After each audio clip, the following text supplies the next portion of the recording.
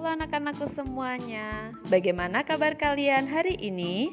Ibu berharap kalian semuanya sehat selalu dan tetap semangat. Anak-anak, mari kita lanjutkan pembelajaran kita. Kita sedang belajar di tema 6, lingkungan yang bersih, sehat, dan asri, subtema 1, lingkungan rumahku. Sekarang kita akan belajar muatan SBDP. Tujuan pembelajaran SBDP kali ini yang pertama adalah dengan menyimak lagu dan penjelasan guru, siswa mampu mengidentifikasi kuat lemah bunyi dalam sebuah lagu. 2. Dengan menggunakan instrumen musik ritmis, siswa mampu mempraktekkan kuat lemah bunyi dalam sebuah lagu. 3. Dengan menyimak penjelasan dan contoh guru, siswa mampu mengidentifikasi kuat lemah bunyi. Yang keempat, melalui permainan alat musik ritmis, siswa mampu memperagakan kuat lemah bunyi pada sebuah lagu. Baik anak-anak, materi pembelajaran SBDP yaitu lagu tentang kebersihan dan kuat lemahnya bunyi. Anak-anak, mari kita selalu menjaga kebersihan rumah ya. Kebersihan pangkal kesehatan. Itu adalah kata pepatah. Artinya jikalau kita rajin bersih-bersih, maka kita akan hidup sehat.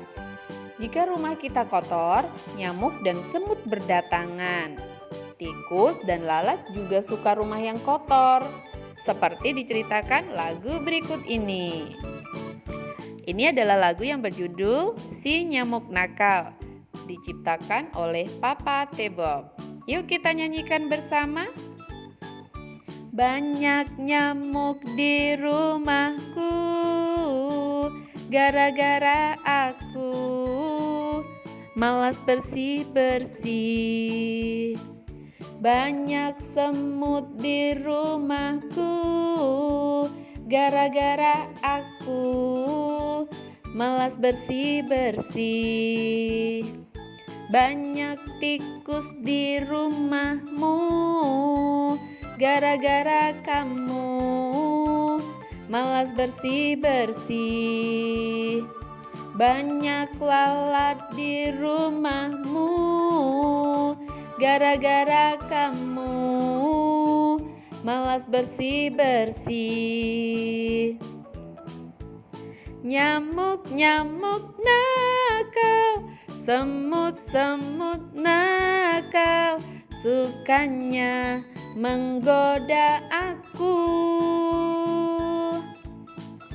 Tikus-tikus nakal, lalat-lalat nakal, sukanya membikin kotor. Iya, bagaimana anak-anak bisa menyanyikannya? Pasti bisa karena lagunya mudah untuk diikuti ya. Nah, anak-anak, dari lagu ini kita tahu bahwa jikalau kita malas bersih-bersih, maka akan bisa banyak nyamuk, banyak semut, banyak tikus, dan lalat. Dan ketika binatang-binatang itu ada di rumah kita, maka rumah kita pun akan semakin kotor, ya. Karena itu kita harus rajin untuk bersih-bersih. Anak-anak, lagu tersebut bisa kita nyanyikan dengan variasi bunyi kuat dan lemah. Untuk membedakan bunyi kuat dan bunyi lemah bisa didengarkan lewat suara atau tepukan. Tepukan yang lemah untuk menunjukkan bunyi lemah. Tepukan yang kuat untuk menunjukkan bunyi kuat. Jadi kita bisa membuat variasinya supaya kita bisa menyanyikannya dengan suara atau bunyi yang kuat ataupun yang lemah. Cobalah nyanyikan syair lagu berikut. Nyanyikan bagian yang diberi tanda biru dengan suara yang lemah dan nyanyikan bagian yang diberi tanda merah dengan suara yang kuat. Ingat ya, yang bertanda biru suara lemah, yang bertanda merah suaranya kuat. Mari kita coba. Banyak nyamuk di rumahku, gara-gara aku malas bersih-bersih. Bagaimana anak-anak? Seperti itu. Jadi yang tanda biru dinyanyikan dengan bunyi yang lemah ya, tapi yang tanda merah dinyanyikan dengan bunyi yang kuat. Bisa ya? Baiklah. Anak-anak selesai berolahraga, Udin dan teman-teman bermain musik. Mereka memainkan marakas dan rebana. Sambil bermain, mereka belajar membedakan bunyi kuat dan lemah. Anak-anak, apakah anak-anak tahu apa itu marakas dan rebana? Iya, ini dia marakas dan ini rebana. Anak-anak, apakah anak-anak tahu bagaimana cara memainkan dua alat musik ini? Iya, marakas dibunyikan atau dimainkan dengan cara digoyangkan. Ya, di situ ada pegangannya ya di sini ya. Di sini kita pegang lalu kita goyangkan, maka dia akan berbunyi. Kemudian ini rebana dimainkan dengan cara dipukul. Sekali lagi, marakas dibunyikan atau dimainkan dengan cara digoyangkan. Rebana dimainkan dengan cara dipukul. Oke? Anak-anak, marakas dan rebana merupakan alat musik yang tidak memiliki nada. Maka, alat musik tersebut disebut sebagai alat musik ritmis. Jadi, alat musik yang tidak memiliki nada itu disebut alat musik ritmis. Anak-anak sudah paham belum? Bagus sekali. Anak-anak, ikutilah petunjuk cara memainkan marakas dan rebana seperti berikut ini. Ya, anak-anak bisa mengganti marakas ini dengan botol bekas. Kemudian diisi dengan beras. Ya, diisi kira-kira sepertiga dari tinggi botol. Sehingga kita bisa membuatnya seperti marakas ya. Ini adalah marakas sederhana dan kita bisa memainkannya dengan menggoyangkan botol tersebut. Oke anak-anak? Iya. Goyangkan marakas dengan kuat untuk menghasilkan bunyi kuat. Goyangkan dengan lemah untuk menghasilkan bunyi lemah. Pada saat memainkan rebana, kita bisa memukul bagian tengah dengan kuat untuk menghasilkan bunyi kuat.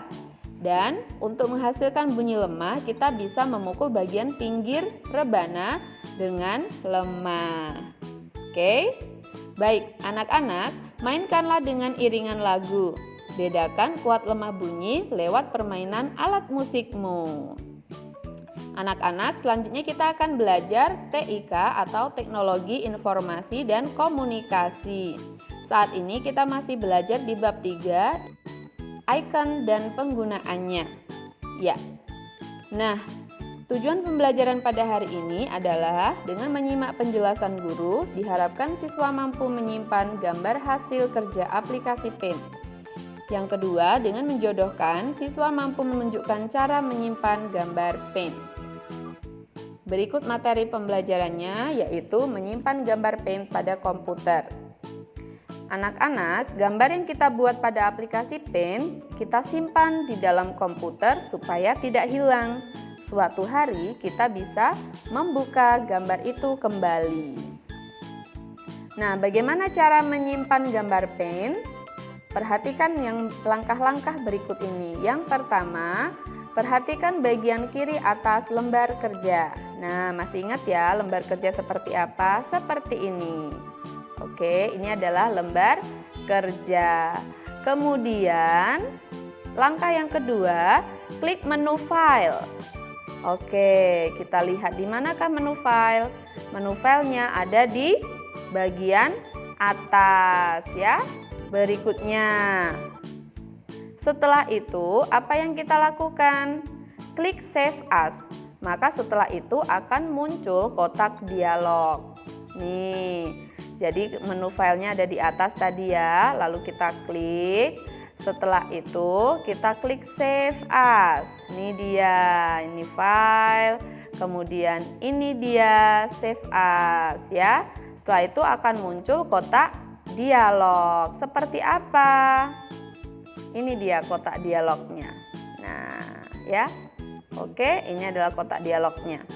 Berikutnya, langkah yang keempat, perhatikan file name. Di manakah letak file name? Kita lihat. Ini dia file name.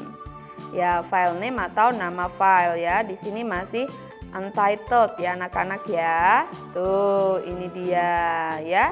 Kita kembali lagi, lalu apa yang harus kita lakukan? Ubah nama sesuai kebutuhan ya. Jadi file name-nya di sini baru untitled, maka kita akan ubah sesuai dengan kebutuhan ya. Berikutnya, nah ini dia ya.